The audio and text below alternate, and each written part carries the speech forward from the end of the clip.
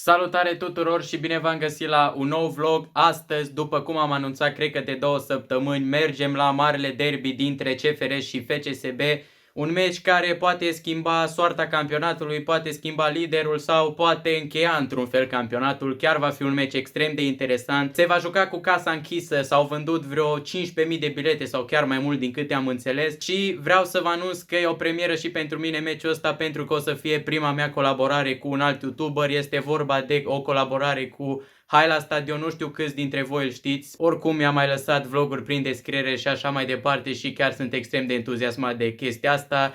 Eu o să stau și în peluză și în tribună și așa mai departe, o să filmez din 2 locuri, el o să vină cu galeria FCSB-ului la meci și o să filmeze direct din peluza FCSB-ului și cu siguranță va fi un meci extrem de mișto. Filmez de acasă pentru că știu că o să fie nebunie la stadion și o să trebuiască să fiu pe fugă pe la cost și altele. Și cu acestea fiind spuse, hai să pornim spre Cluj.